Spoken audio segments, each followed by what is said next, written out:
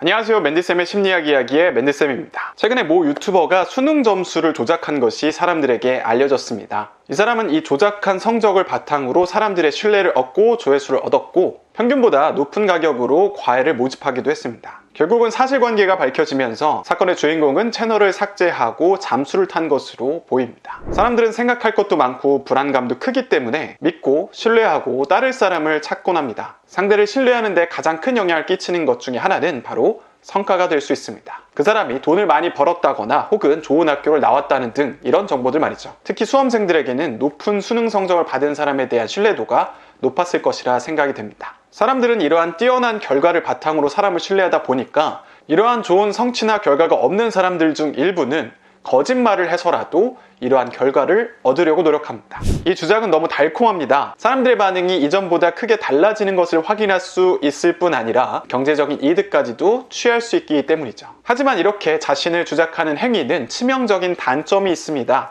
바로 멘탈에 있어서 말이죠. 첫 번째는 늘 불안에 시달린다는 것입니다. 문서가 되었건 통장에 돈이 되었건 우리는 포토샵질 몇 번만 하게 되면 우리는 모두 좋은 성과를 내는 사람이라고 사람들에게 보여질 수 있습니다. 하지만 주작한 사람은 그 결과를 만들어낼 수 있는 능력이 없기 때문에 주위 사람들로부터 끊임없이 의심을 받게 되죠. 주작한 사람은 자신이 받고 있는 의심을 지우기 위해서 또다시 거짓말을 하고 주작을 반복하게 됩니다. 하지만 이러한 거짓말이 늘어날수록 빈약한 구석들은 늘어나고 의심은 커질 수밖에 없습니다. 이 주작을 할 당시에는 사람들이 어떤 것까지 의심할지 모르기 때문에 완벽하게 증거를 조작하기 어렵거든요. 언제든 이러한 거짓말이 들통나면 사람들의 긍정적인 반응이 끊길 뿐만 아니라 더 나아가 사람들에게 큰 지탄을 받을 수 있기 때문에 이 주작한 사람들은 매일 큰 불안에 시달릴 가능성이 높습니다. 아마도 악몽도 정말 많이 꿨을 거예요. 두 번째는 늘 자격이 없다는 생각에 시달리게 됩니다. 이 주작한 결과에 대한 자격이 없다는 사실은 타인의 경우 심증을 갖는 데서 멈출 뿐이지만 자기 자신은 자신이 자격이 없다는 사실을 명명백백하게 알 수밖에 없습니다. 자기마저 사실이 아닌 것을 끝까지 속일 수 있는 사람은 별로 없거든요. 그러니까 이 사람은 자기가 거짓말을 하고 있다는 사실, 나는 아무리 노력해도 그 결과를 만들어낼 수 없다는 사실, 사람들은 나의 결과만을 보고 나를 좋게 보고 있다는 사실을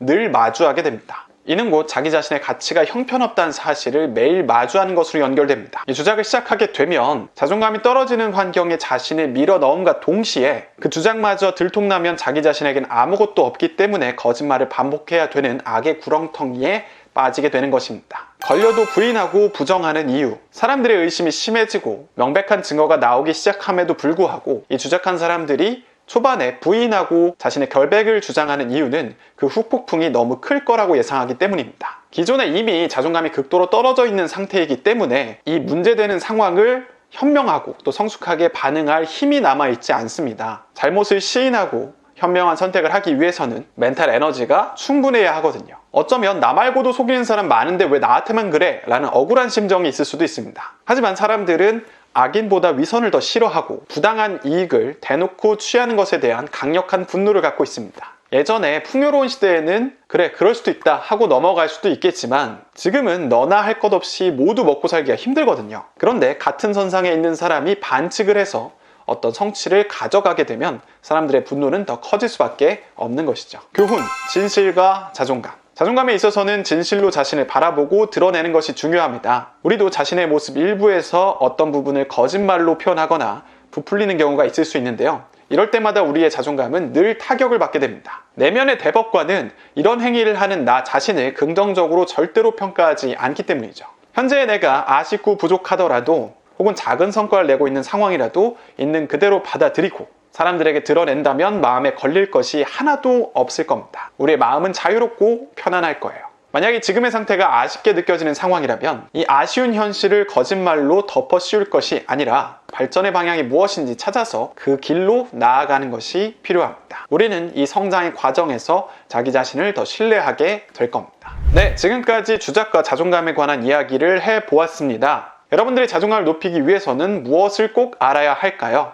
그 답을 알고 싶다면 이번 주 수요일 저녁 8시에 열리는 자존감을 높이기 위한 필수 지식 웨비나에 참여해주세요. 영상의 설명란과 댓글의 링크를 통해 신청하실 수 있습니다. 그럼 안녕!